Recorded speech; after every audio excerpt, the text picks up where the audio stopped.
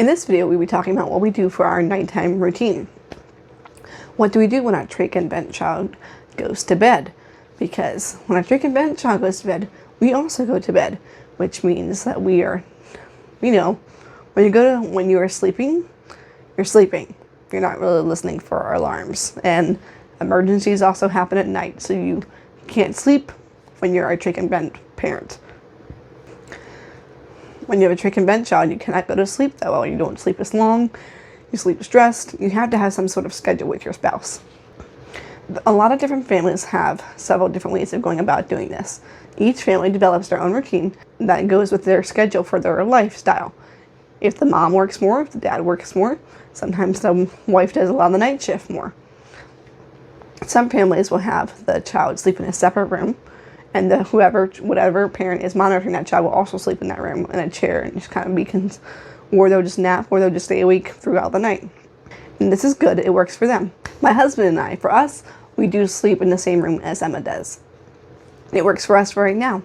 We sleep right next to her, and each night is when I stay home and take care of Emma during the day while my husband goes off and works. Sometimes we have a nurse that comes during the day to help us take care of Emma, and that is great. And that is very good for us to have some help, but we do not have any night shift nurses. And some parents have night shift nurses who can help watch your trach and vent kid for them, and that is wonderful. I'm so glad that you're blessed with that. A lot of parents do not get consistent night shift nurses, and we do not as well.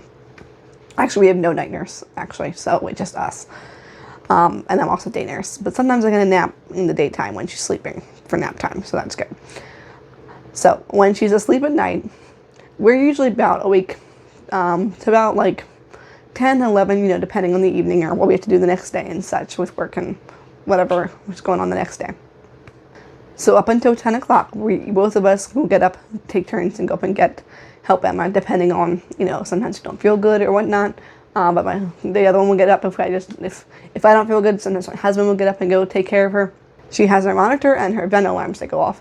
And sometimes the child just starts coughing or having a bad time, and you can tell by the sound that they're making, and the alarms have not gone off yet. Or sometimes they have a bad time and the alarms don't go off until things get really bad.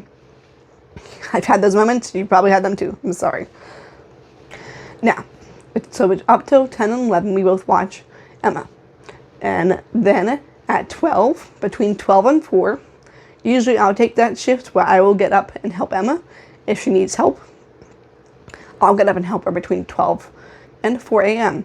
Emma is most likely to get up between 2 a.m. and 4 a.m. That's when she gets up a lot. So it just wakes up more, and she's, just more restless and just having a lot of coughing. And so each child is different, so your child might need more help during a different time in the night time, because she needs more help during those periods of time. I get up and help her because I work at home and take care of Emma, which is also very, very important, but I don't drive to work. Technically, I just take care of Emma at home. Outside, he's an outside job where he works outside a lot of the day, so he needs to have his rest. He can work outside and not be too tired from the sun and such. So I would take the shift from 12 p.m. to 4 a.m. and Ian would take the shift from 4 a.m. to about 6 a.m. if he leaves. Sometimes he leaves at 5 a.m. Sometimes he leaves at 7 a.m. It depends on the day and where he's working. So he takes those, and then I take the rest of the shift after that. So it would not be, he might not get a lot of hours, or sometimes I've just gotten up a whole lot between 12 a.m. and 4 a.m. and I just can you just take an extra hour? Can you just watch her from 3 a.m. till 5 a.m.? And he'll do that, so that's really great.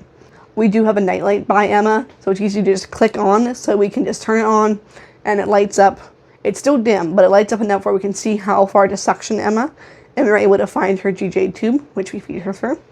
And if she's got a pulse sock and she's pulling the wrong direction or it's coming off her toe, it gives us enough light to wrap it back around her foot. Keep everything near the bed that you need during the night. If the child does get medications at night, instead of having to go all the way, we sleep in the kitchen, so we're right next to the fridge. But if you have a little refrigerator inside the kids' room, so you don't have to get up, go to the fridge in the kitchen, and then go all the way back to the kids' room, get in the medicine, and then by the time all that happens, you're not ready. You're all awake and you can't go back to sleep.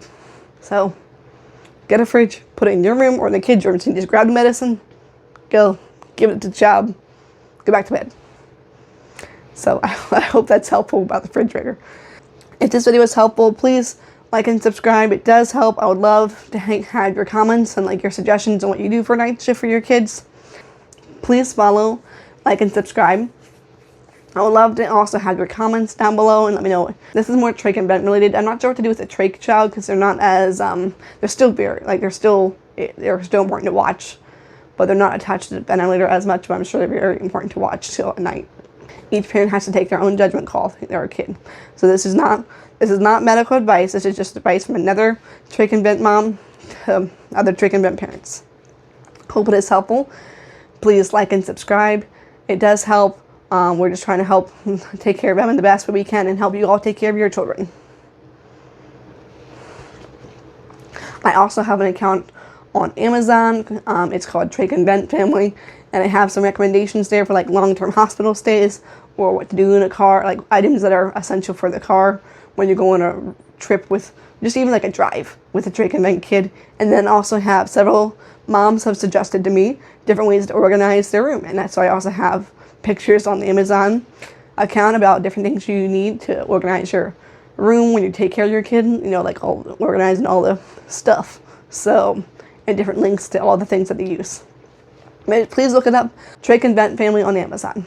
It would be great and helpful, and I would be helpful to you. Please, if you see anything on there you think would be great or I should add, please let me know, because I'd love to have your help, because we're all about helping people and helping each other, because there's not a lot of help out there for us.